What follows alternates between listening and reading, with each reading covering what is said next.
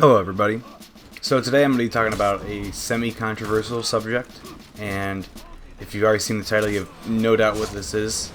There's people who have claimed to quit the game over it, people who like most of the changes or some of the changes, or people who just don't like Warmonger and that whole fiasco thing, which I still think is a problem, honestly, but I'll talk about that later.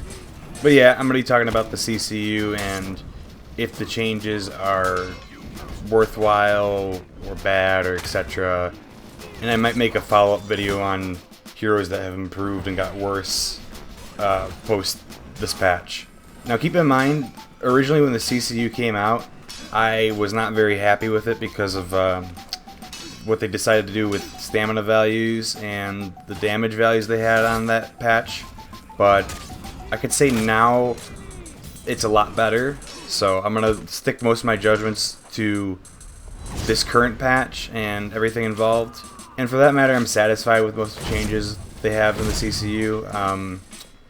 I don't think anyone was going to doubt that really, you know, because what I've been told is PC YouTubers are the ones making all decisions on For Honor balancing. Oh god. Oh yeah, I was the one that directed the Rochi nerf actually. It was my idea. I was looking out for you guys, bro.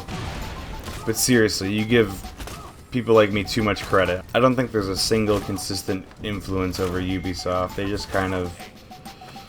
I really don't know what their directive is, honestly. And that's why you get some of these questionable changes. That's why you get all these questionable changes.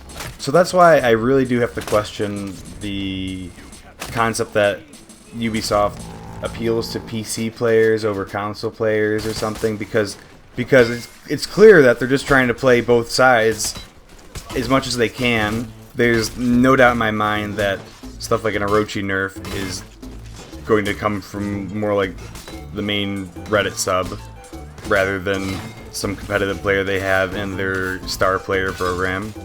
So I have to say I disagree with the victimization of console and all that. You know, I've only played console like twice and it wasn't that bad, but I'm not going to go out there and on a limb and say it's perfect or it's playable. I'm not going to do that. But what I will say though is there's going to be a point where the console excuse has to end, because either cross-platform is going to become standard or the newest generation of consoles are going to be up to standard to where PC's running on For Honor right now. And I know they're showing off all the 3000 series Nvidia cards, like oh yeah, you can't get this now, console players, because you know you got that older card now. But still, For Honor isn't that graphically intensive, and I think it would also help if they let the console players adjust their settings, but that's another issue entirely. And it's been proven many times that 30 FPS isn't the main reason why things are harder to react to. But realistically, if you're going into console with the expectation of trying to literally react to everything, and you're not even using the most optimal setup for your console, then I don't know what to tell you, man. And furthermore, I don't even really notice the change with the speeds of attacks. They're almost the same to me, except for the attacks that are actually just sped up, like Highlander's second lights and stuff like that. And I think the concept of the hidden indicator was to make feints better or something. I don't know. Like I said, I barely notice it, so I can't really give much complaints about it. All I know, it's harder to parry things on reaction, which I like a lot. And I like to debunk this notion that the game's like shifting to something completely unreactive. Everything's just a random red or orange flash or guard direction. It just doesn't make any sense. I would say in post-CCU, lights are something you can block from neutral most of the time, but not 100% of the time, which makes them usable moves. I'm willing to accept them being on lower damage side if it means that every other damage value in the game is a little lower too, but there's still a really big gap between light damage and the light parry punishes, but I'm willing to let it slide because it's got a lot better than it was before. Another thing we've seen with this patch is the introduction of a lot of frame advantage attacks on a lot of the current characters and the new one. Basically, in the time span of the frame advantage, the opponent who's been hit can't attack for like 300 MS or something. Personally, I think it makes combat a little smoother. It kind of gets rid of those instances when, like, after you do an action, two people throw a light out on prediction and they hit each other at the same time, stuff like that. Or the same instance with a bash, and then the bash hits the person and they stagger them, but the person doing the bash takes damage.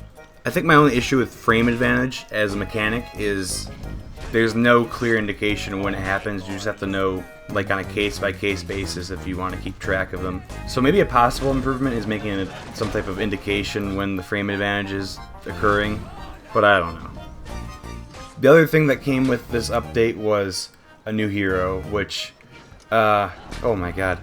A lot of people shilled for this hero immediately and thought like, oh yeah, they'll just make unique animations and release. Oh yeah, they'll nerf these. It's just for the event. The feats are fine, you know. And holy shit, they were wrong. As for my criticism of the corruption, I don't understand people's comparison to like, this is the anti-gank feat. It's more like the anti-team fight feat, because you literally just tag somebody with this and then you have to separate into two 1v1s that are like 40 feet apart from each other or some shit. And frankly, it's just boring. And it's frustrating too. You know, like in a situation where you're stuck in a corner and then you get corrupted and all your teammates are jammed in there. And I have kind of a problem with the feat that's really reliant on your positioning in a game where positioning yourself specifically where you want to be is just almost impossible at times. Now, compounded on that issue is the fact that they thought it was a good idea to make a passive feat that makes this specific thing do more damage, and then another one that heals you. Yeah. And the tier 4 is the least egregious thing in this feat set, and it's still something that could potentially do a lot of damage and comes out pretty fast. And all Ubisoft has offered for a nerf is just making it not work on minions and some cooldown changes or something. Just nothing impactful really other than the minion thing. And with how boring mid-meta is, they could have made it exclusively work on minions for all I care, honestly. Other than that, the hero itself is okay, balance-wise. The impale is really broken at the moment. Other than that, I don't really see any other issues. In fact, from that point onward, I would probably like improve some things on the character instead. But yeah, it's an okay character. Yeah, I'm disappointed with the edgy knight, sure. And I'm not against the idea of paying a DLC for a hero. In fact, that's rather what I would do with the season passes. But like, I'd rather get a better tested hero if I'm going to be paying money for the hero exclusively, okay? And I understand completely if you don't like the way the game is now and you don't want to play it anymore. That's completely understandable. But I just can't take stuff like light spam complaints seriously when I've been hearing them since Season 1, back when defensive options were corrected by 100 MS and everything was significantly slower. There were 7 MS lights and people were complaining about those being light spammed. So I think there will always be somebody complaining about it, but I think you can find a lot more frustrating things in For Honor that are still in the game right now. But these are all just my opinions, take them or leave them. I'm sorry if I sound a little sick, I just came off dialysis when I recorded this, so yeah, thanks for watching.